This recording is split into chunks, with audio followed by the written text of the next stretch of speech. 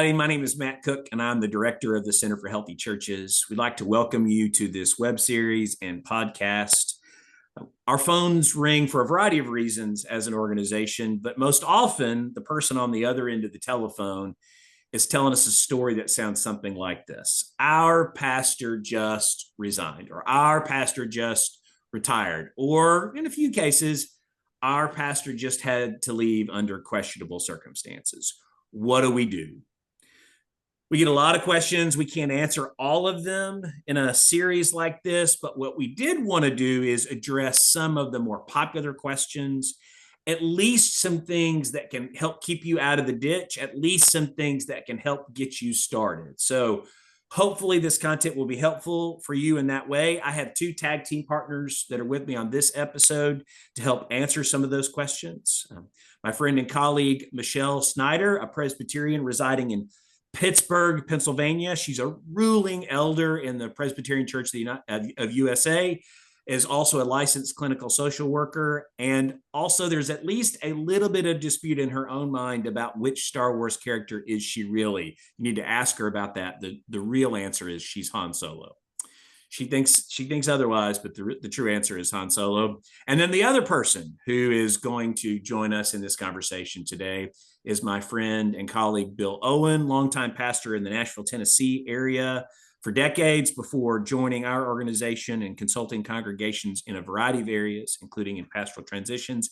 He also, if you listen really close, he sounds a whole lot like Matthew McConaughey. So the dulcet, sweet tones of his voice are going to lull you into great peace with these questions today. So Michelle, Bill, glad that you're with us. This episode today is focused specifically on what do you do in these very beginning days and weeks of a pastoral transition. So that's what we're going to focus on today. And so the first question, and Bill Owen, I'm going to start with you, is this.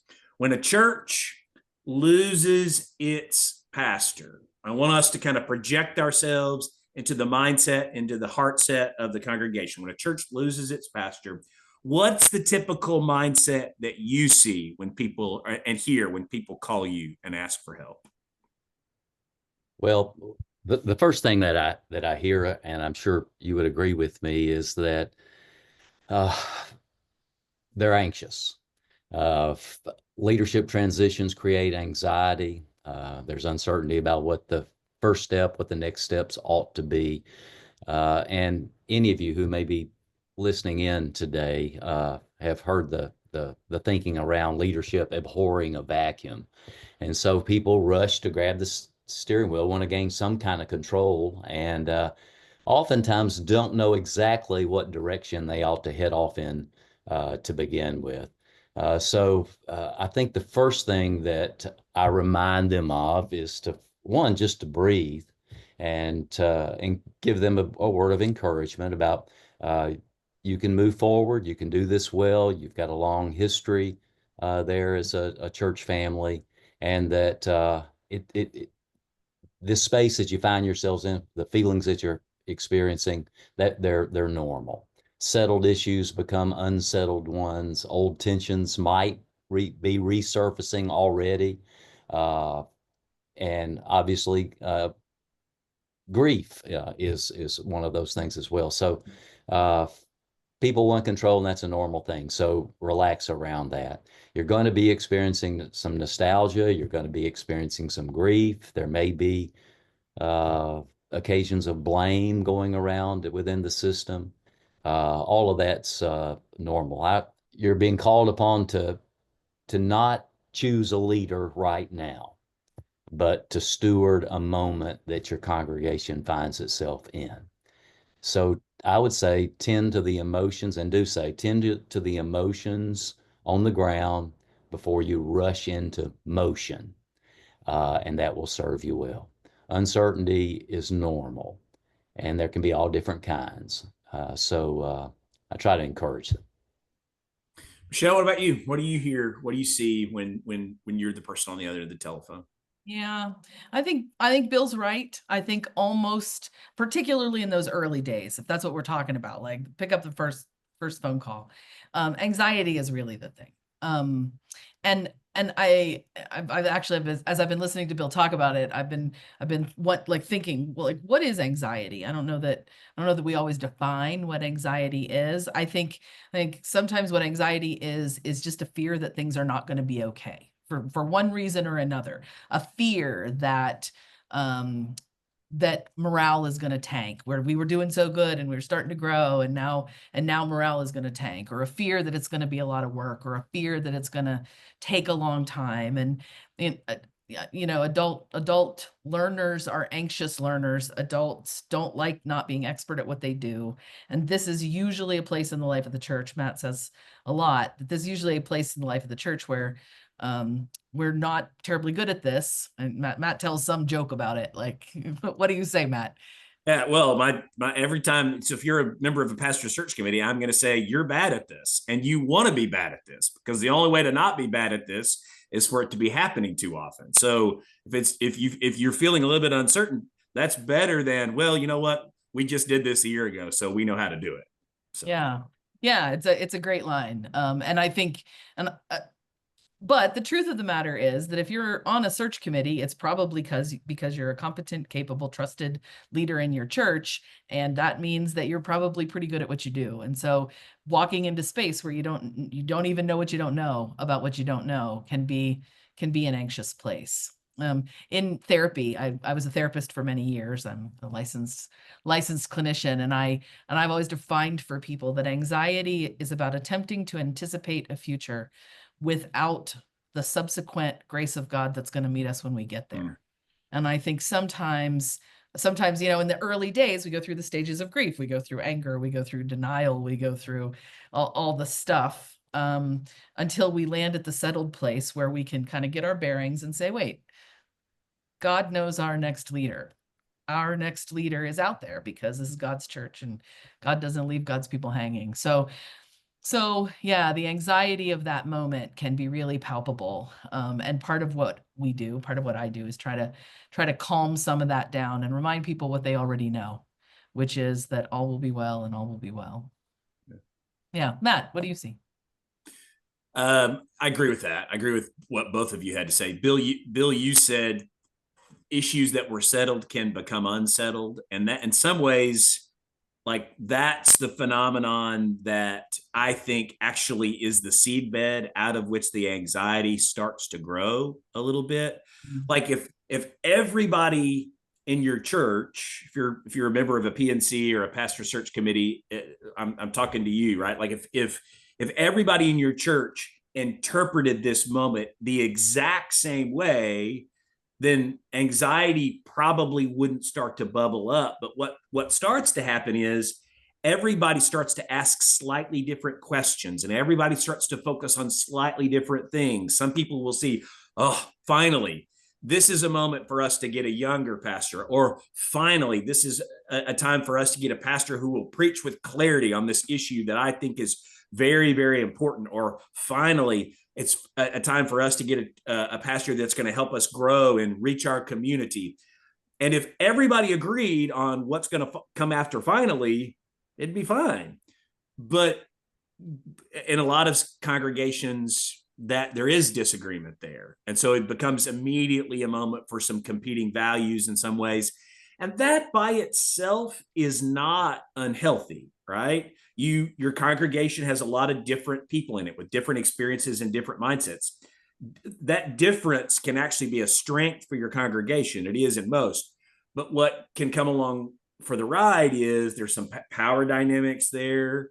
And anytime you're moving into a season of uncertainty, that generally anxiety comes along for the ride. So if you're listening to the three of us talk about anxiety and challenge and difference, this might be catching you off guard a little bit. You might think to yourself, well, our church is pretty healthy. Like, I can't imagine that these things would be true.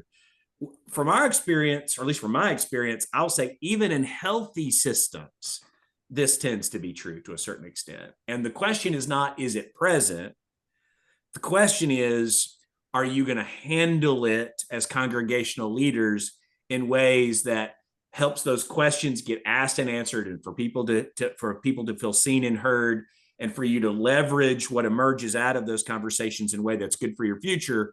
Or instead, is it going to start to get fractious and divisive in your congregation? And that's part of the challenge, and to expect it. Bill said it at the very beginning, like, this is just human. It's just a natural byproduct of the moment in some ways. Well, go ahead, Bill. Well, what came to my mind then, I know this probably isn't on our script, but I think that's where someone from outside the system can come in during a time of transition and help you with the proper methodology. One, spiritual discernment, the other, strength-based thinking, so that you come in, you form during this, right up at the beginning is where we're starting, with a team that is representative and is trustworthy, and then we'll follow a process that includes the congregation, so that you're dealing with the anxiety in the whole system, not just among the leadership. And that can energize a church. And we have seen this in all the congregation, in the many that we've been in, is that these opportunities where at the beginning are anxious and shaken because of the void of leadership, which is normal, but they can become focused and energized for a future that will set up the next season of the church's life. So it can be a wonderful opportunity for a congregation. I think that's a good word to anxious committee folks at the beginning. Yeah. So what we've kind of collectively said is expect some uncertainty. That's not by itself is not unhealthy. We've said, take a deep breath, right? It's going to be fine. God's with you. Now, what's the next thing that you say? Let's start getting really practical. Let's kind of bullet point this for pastor nominating committees and pastor search committees. Like, when they say, okay, like, break it down for us. Like, what do we actually need to do? And as we enter into this season, as we enter into this process, Michelle, what do you say after we tell them expect uncertainty, take a deep breath? What's the next thing you tell them? Yeah, so I think that the inclination of search committees, probably out of anxiety, probably whatever, all kinds of things. The inclination is just to start moving as quickly as possible. And so what I say, because I'm clever too, is that this is not about getting a pastor faster. And when you do that, you can kind of ramrod a process in a way that misses opportunity. The search time, these times of uncertainty, these times of instability are times of real growth and opportunity, to ask ourselves brand new questions, to ask ourselves how do we set our next pastor up for success? And if it takes us a little bit longer to do the work in the interim period so that our next pastor is going to succeed in the job, as opposed to coming in to a bunch of undealt with stuff, a bunch of deferred maintenance, literally and figuratively, we really miss an opportunity there. So slow down is sort of what I say to people. And I am what I am is Princess Leia, if anybody wanted to know. I'm a type A, like, extrovert, Enneagram 8. Like, I understand the impulse to move. I understand the impulse to get it done. But so I know what I'm speaking to sometimes in these systems. But I think slow down, look around, ask yourself big questions. It'll be a real favor to your next pastor. And what I would add to that is, and it'll depend on kind of where you are when you're seeing a video like this or listening to a podcast like this. Like, if you're in the first few days, it'll be a slightly different list than if you're a month or two in. Knowing who are the people responsible, kind of a division of labor, is a really important question. Right? Some people in a system have the responsibility of looking for an interim. So getting right on, or knowing who is going to be responsible for asking that question is one thing that you need to be focused on. The actual election of a PNC or a pastor search committee is a different thing that you need to be thinking about. So deciding, okay, who's in charge of which particular responsibility that goes along with a season of pastoral transition is one of the things that you need to be thinking about. Another thing that you need to be thinking about is at least an initial congregational communication plan. We've already told you anxiety is kind of a natural byproduct of a season of transition. So it is almost impossible for you to over communicate in a season like this. So my standard rule of thumb is until you as a leader inside the system get tired of hearing your own voice repeat the talking points about what's taking place in light of this transition, until you get to that place, you probably haven't communicated enough. You're going to have to say it again and again, especially in this day and age of people's attendance patterns being very different than they used to be. You're going to have to use every single communication tool at your disposal. So we're going to cover a little bit more the question of decide who's responsible for what in another episode. I think that's episode 4, if I remember correctly.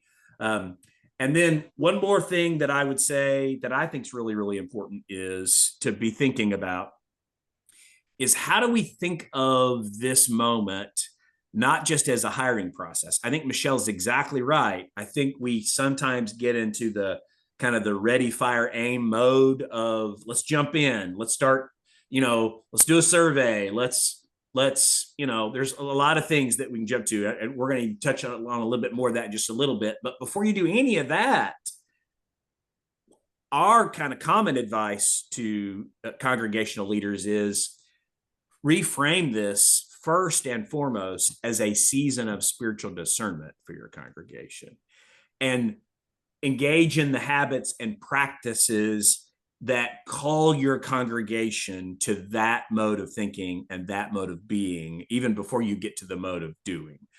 A reminder, the first and most important question we should ask in this is not who is our next pastor. That's a great question, but it's not the most important question you're going to ask.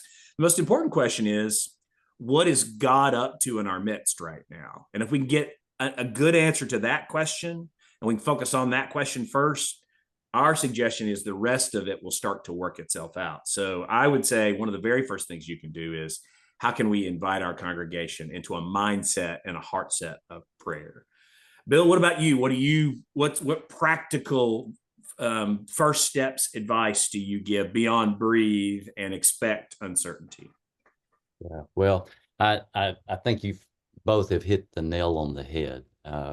It's a time, you're not just filling a spot, you're entering the next season in the life of your church. And what is critical is pausing for a period of discernment. It's a time for not it's not an HR process that you're facing. It's an opportunity to open yourselves up to a fresh breeze, the wind of the Spirit. What does this mean and say about the next season in our church's history? And what a great opportunity that is. So pause, pray.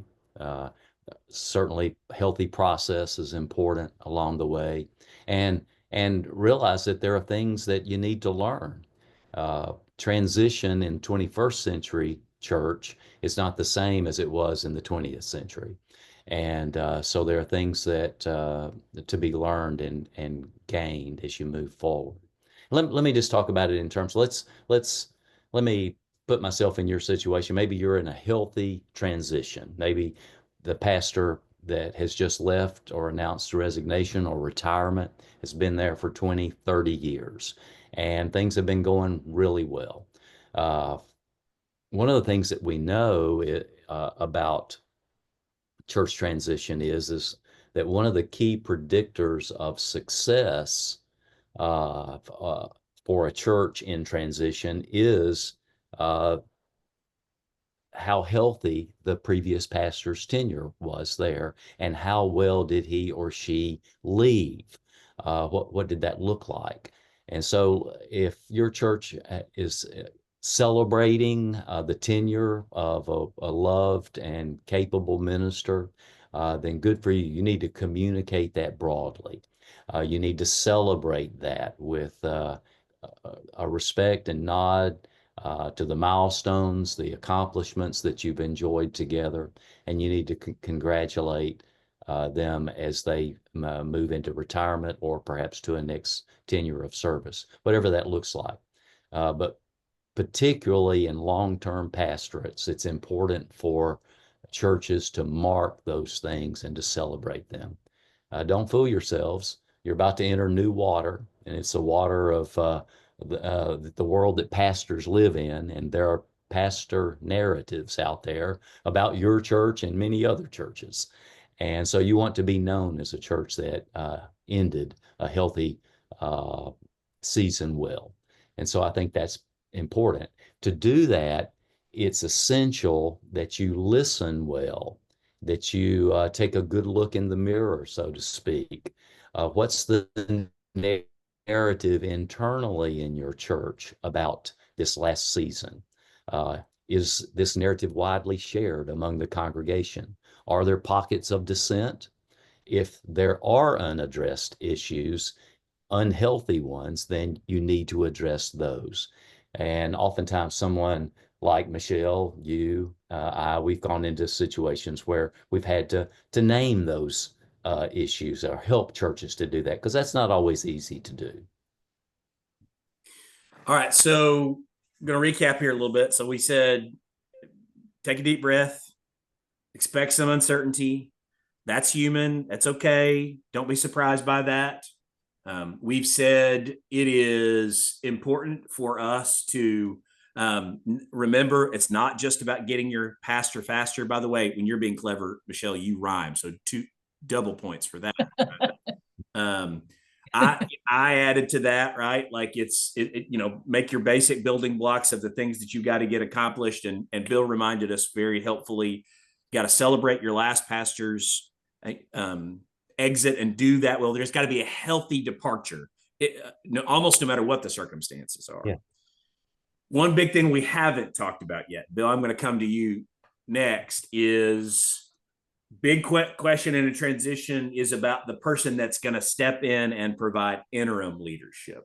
What do you think, Bill Owen, that congregational leaders need to know about that moment and that choice? I think, first of all, you need to realize that an interim is more than just a placeholder.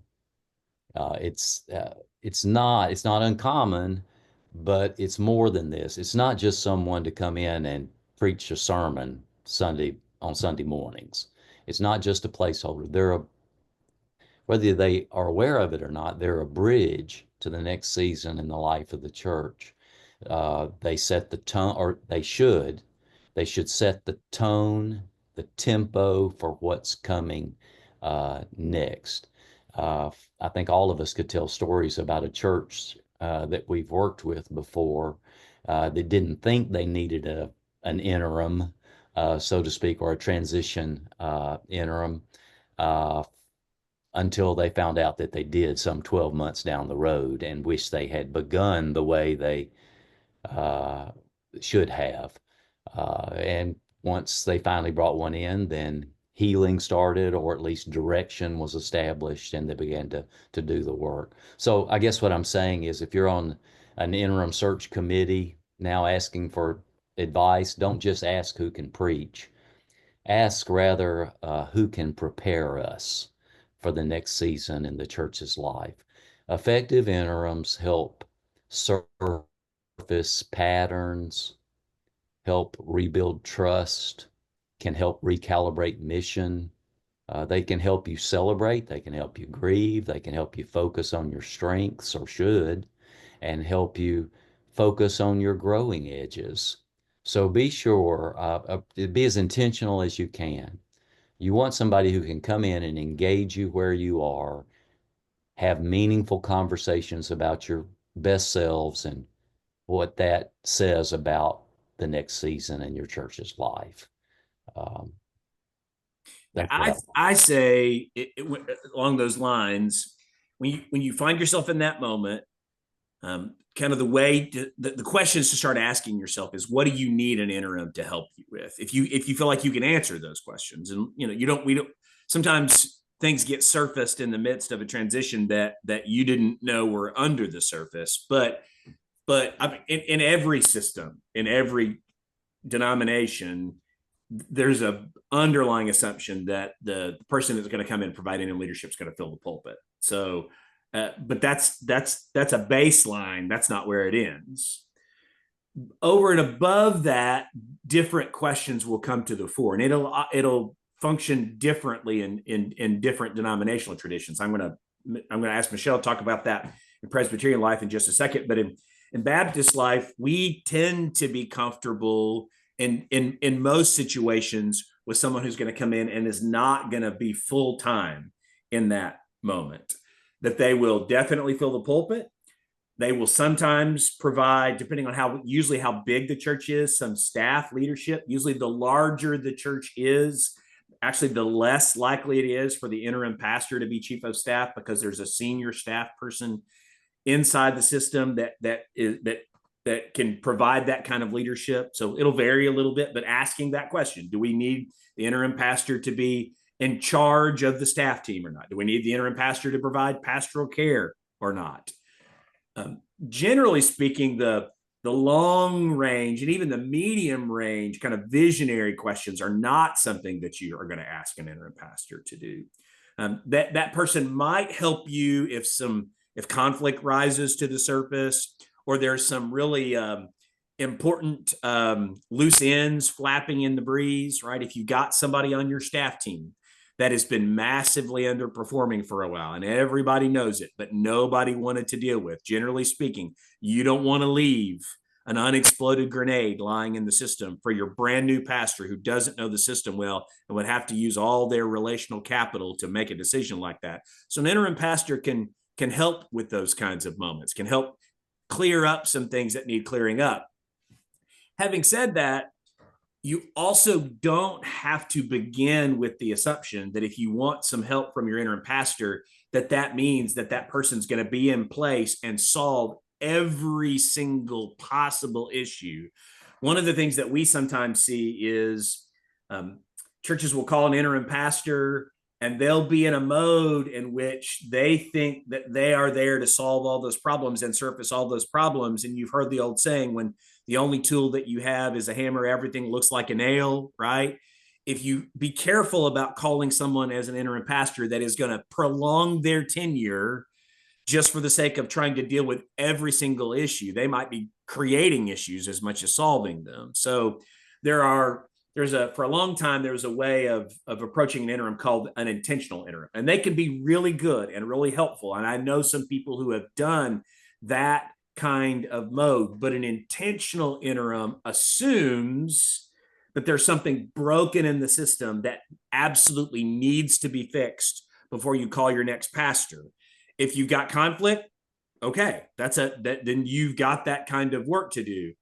But in most cases, an interim doesn't have to come in and do a year of work before you then can turn to the search process. So you getting clear on what you need will help you get clear on what you need to ask for and the kind of person and the kind of skill set that you would require for your congregation in this moment.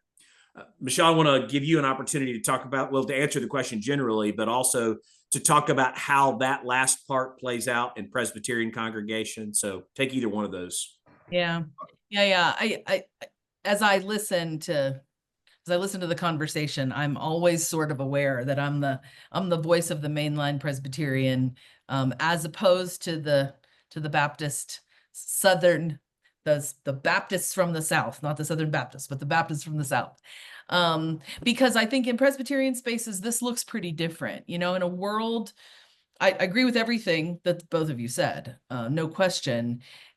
In a world where interims are falling from the sky and everybody has all the resources to pay for them, I think it's the most ideal solution. Oh, wait, did you just say interims are falling from the sky? It's raining interims. Yeah. Who's more likely to overstate things, Han Solo or Princess Leia? But go ahead, Michelle.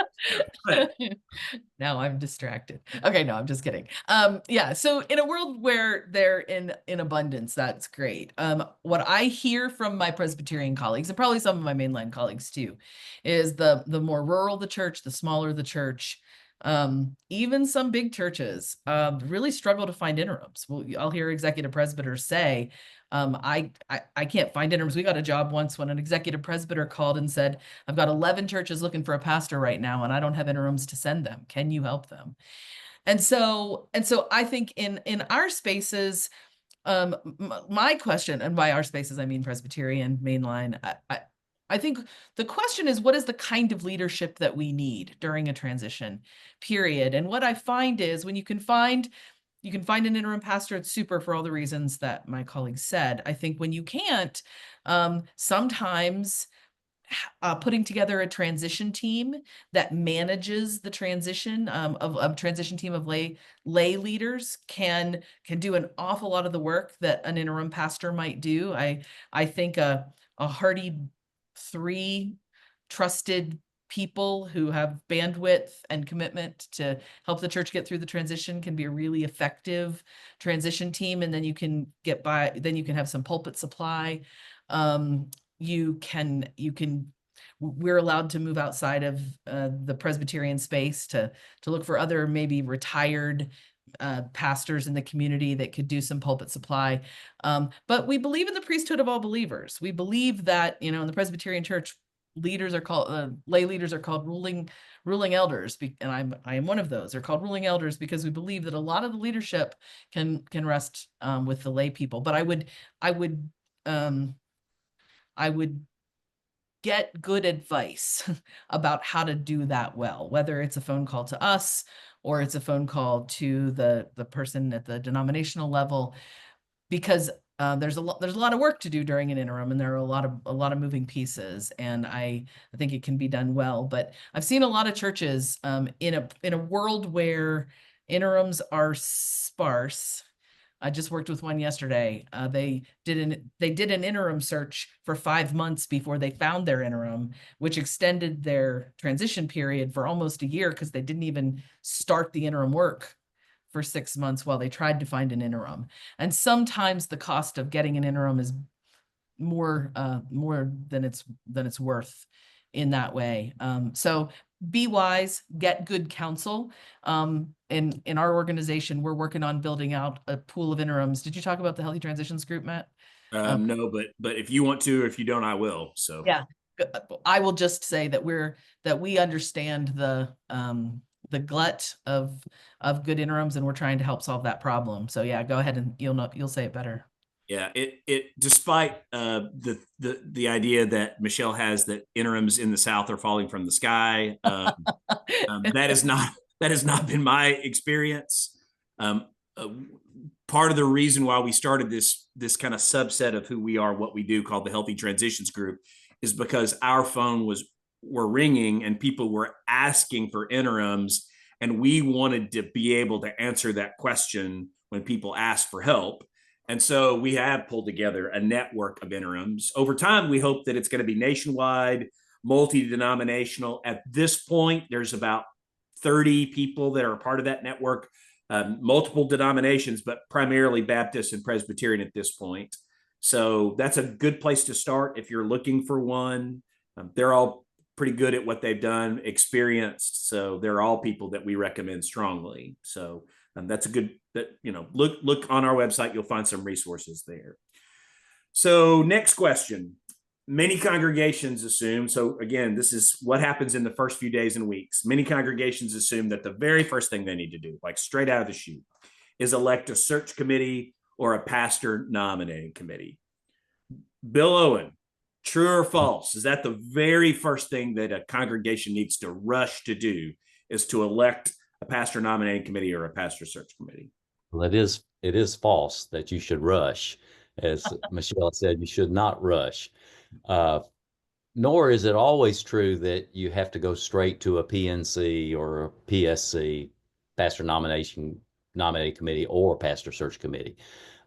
We, in terms of best practice, would ask a church to consider a transition leadership team on the front end, which will lead the church in identity clarification and a kind of self-study that is congregational in nature. It brings people to the table. It helps to address the anxiety that's existing in the congregation, in the system. Where you can carve out space to talk about, what are the stories that shape us? What does that say about who we are as a church community when we're at our very best? And celebrate those things, claim those things. And how does that best position us to meet the needs of the community around us, who are our neighbors? What does that say about our spiritual gifts, the who the church is, and how that can be used then as a calling card, how you can describe yourself to a potential list of candidates so that they can see themselves in your best self and say, hey, I'd like to be a part of a congregation like that.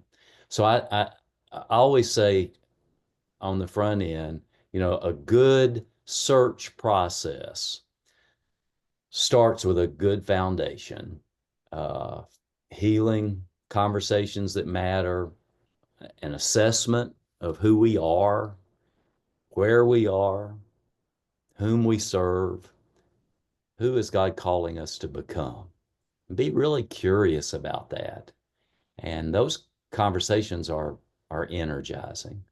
Then once as you do that, and through the course of that, then you can begin to think about um, what that looks like in terms of process, and also what that says about who you're going to call. Matt, you can speak to kind of the mechanics of that, but talk about that transition team and how we go about form, or how a church forms one. Like, what does that look like on the Yeah, I ground? mean, it'll play out a little different in every congregational system. Like if your pastor is going to retire, then usually, even before they've made that announcement, if it best practice is there's already been some behind the scenes conversation that is taking place about, I mean, the way I say it is the moment a pastor has made the decision in their mind and shared it formally with one other person, at least one other person inside the system, whether that's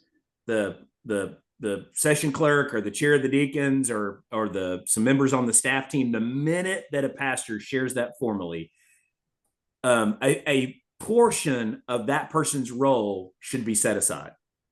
They stop focusing on the medium to long-term leadership that a pastor would do. They're going to still be overseeing staff. They're still going to be doing hospital visits. They're still going to be doing sermons. But all of the things that have to happen to help a church have a healthy transition in most systems, and almost all healthy systems, the outgoing pastor is going to have very little to do with that, other than creating the mechanisms for that to happen in a healthy way and then to back off a little bit. And so a lot of times that mechanism is a transition team that is asking all of the kind of the stepping into transition questions that they need to ask, that is developing a communication plan. Now, if a pastor's resigning rather than retiring, you don't always get to get in front of it like that. But still, we often see that's still the healthiest model, in which there's a number of things just about the transition itself, but not the search, just the beginning of the transition, in which a set of lay leaders. And I don't want to talk about this at great length because we're going to touch on it in a later episode, but one of the big mistakes that we see happen in a transition process later in the process is if you elect a pastor search committee in a hurry and they get to work with all of that weight on their shoulders, and then they've got a tremendous amount of work to do. They're DIYing it, and then they get late in the search process, and they've been working. So most churches, the highest requirement for you to serve on a committee or a team is maybe a monthly meeting, but you get on a PNC or a pastor search committee, that's often a weekly meeting. It's a big, heavy lift. So if you're doing that for months, it's easy for that group of people to get tired. So having a transition team can help with the division of labor a little bit, that keeps the pastor search committee fresher and with more energy later in the process. So that's another reason I think to do that. So Michelle, you actually touched on it already. You were talking about sometimes the role that team takes in terms of even in smaller systems of even kind of pouring some pastoral care into the life of the congregation. But in addition to that, how does that model play out in Presbyterian systems in your experience? The search committees? Well, transition teams, like yeah, and transition teams. I mean, I would say they could do pastoral care, but that isn't even what I meant to say. I meant to say that the leadership that an interim pastor might do can be spread out across the congregation, that deacons can do pastoral care, that a transition team can run some of that sort of long range thinking and operations and communication strategy. I always think of the transition team as the hub of the wheel, and they're not always doing it. They're just making sure it's getting done. But many hands make light work, right? The question about search committees in the Presbyterian system, I think, is just a little bit different because, we've got presbyteries that are involved with us.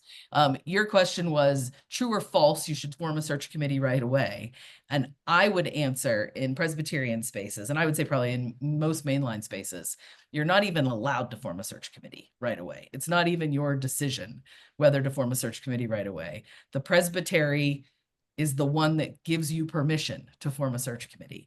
So what I would say, and what I do say early in these processes, when we get that first phone call, is contact the presbytery, because the presbytery is going to have their own roadmap. We in our organization can give you best practice roadmaps. We can give you the things that we know that have worked over time. We've got processes even that can run parallel with the presbyteries, but presbyteries are going to have their own processes for you. And they're going to say, we're going to require that you conduct a mission study and then get ready to go into the CLC, which is the PresbyterianMatch.com. And there's all these different things that presbyteries require. So contact the presbytery and they will let you know what you need to do in order to be allowed to do that. It is not a right away thing.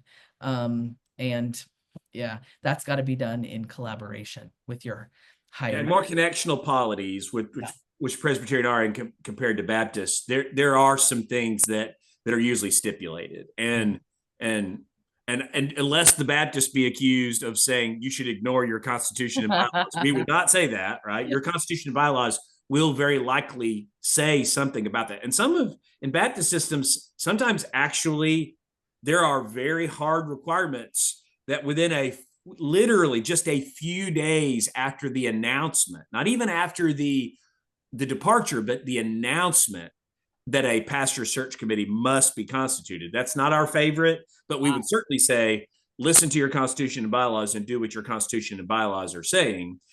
If there is some flexibility, though, one of the benefits of dividing the labor out a little bit is it actually allows you potentially to be a little more intentional about how you put that group together. And the advice that I want to give in this moment can work whether you got to do it fast or slow, but taking time to be intentional, we think, is really, really important. It's not just about choosing the most prominent people in your church. It's good to have leaders, but really what I say to congregational leaders that find themselves in the midst of the transition is, first, look for spiritually mature people. Biblical terms, it sounds like the fruits of the Spirit, right? Look for people that are patient and are going to be able to work well with other people that might actually disagree with them in a committee context. For people that are self-controlled and peaceful and gentle, all of that will serve you well when a group of people are having to ask really good questions and then come to consensus that reflects the congregation. So spiritual maturity matters. Emotionally intelligent and emotionally healthy people who listen well, people who can get along in the midst of diversity. You really want to, at least in our experience, you want to avoid people that are campaigning or those who would throw their weight around. And you also want to pull together a group of people that reflect the diversity of your congregation. I don't mean reflect necessarily kind of the diversity of every form of diversity in the world. I just mean however your congregation is diverse. the generational diversity of your congregation? Are you a purple congregation in which you have people who are more conservative and people who are more progressive politically? Well, you want some of that there. Or theologically, if you do have racial diversity or socioeconomic diversity, the kind of cardinal rule is, without going too far with it, the cardinal rule is you want the breadth of the congregation to be able to look into the PNC or to the pastor search committee and see somebody that reflects kind of who they are, because that builds trust. And that doesn't happen in an instant. Thinking through what that looks like and how to get from A to B might take you a little bit of time, which is another reason why we say, unless your constitution and bylaws stipulate it, be intentional about that. And in more connectional polities, there actually sometimes could be some guidelines for actually doing that well. So, and getting some advice for that. So pay attention to what those folks say. That I call that, I do think it is diversity, but I would say it's demographic representation, right? Instead of this kind of broad range of, we have to be diverse, we just have to represent our demographics. Right. We're not telling you that if you have, one person from Argentina that you've got to put that person on your PNC or your search committee. What we are saying is, whatever that reflection is, pay attention to it. It's a good thing. So, all right, I'm gonna give you one more opportunity to touch base on anything else that you might want to touch base on in terms of talking to pastor search committees, talking to pastor nominating committees. Any other kind of last thoughts that you want to share for them before we wrap this episode? Bill, let's start with you. I'd just say one thing. It's been a privilege for me as a Baptist pastor. I've worked with more than a few Presbyterian congregations and been particular in transition. In fact, doing that right now, and they're down to their final 2 candidates. And so I'm really excited and praying for them. I have found that the call systems, though the polity is different, it's the same thing. And what we would call in the Baptist world this self-study, the mission study and self-study, they merge so well together. One informs the other and makes the profile for your search process even more vibrant, I think. So that's a real positive. And I've learned a lot, and I think that this work, whether it's Presbyterian, if it's a call system, it can be helpful to you if you're looking for outside help. Michelle, any last thoughts? Yeah, I think when a group of people gets formed to do this, or somebody picks up the phone because they've got some role in finding a new pastor, the finish line, it looks so far away, and it's overwhelming, and it can feel like drinking from a fire hose. I think that just hear from people who have been there, hear from people who have seen this through many, many times, that there will be a day that you're gonna, it almost makes me we choke up a bit. There'll be a day when your new pastor is standing in your pulpit, and you'll be able to look and say, we did good, and celebrate that day. It is so joyful when people work hard and faithfully discern, and God meets them in that space, and a new pastor is called. So know that you're in for a really wild ride, but it's a good one. And when you get to the end, you'll be glad you did. Yeah, that good one is what I want to end with. I tend to think that these interim seasons in the life of a congregation are part of God's plan. That we need occasionally the experience of getting unsettled, of having question marks, not periods, or exclamation points. We need to develop some change muscles. That we live in an incredibly adaptive moment for the church in the United States, incredibly adaptive. And what interim seasons can actually help you do, as much as anything, is practice how do we keep listening for the voice of God? How do we stay faithful? How do we lean in when we don't know everything that we'd like to know? That's a good skill set. That's a good mindset for you to develop. So don't rush through it. Don't just hunker down and try to survive it. Believe that God can use it. And one of the things that I think can happen, most of the people who are going to watch this are probably going to be serving on a pastor search committee and a pastor nominating committee. I've heard this said by more than one pastor search committee, pastor nominating committee, that one of the most spiritually meaningful seasons of their life happened because they were given the opportunity to do this hard work.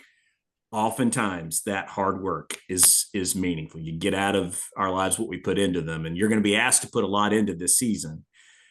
Trust that God's going to bless you and teach you something in the midst of that. So thanks for your time today. Hopefully this is helpful for you as you start to make this journey as a congregation. There'll be some other episodes. We encourage you to take a look at those too, that will approach the same basic question of what do we need to know in the midst of a pastoral transition from different angles. So put your eyes on those two. Thanks, everybody.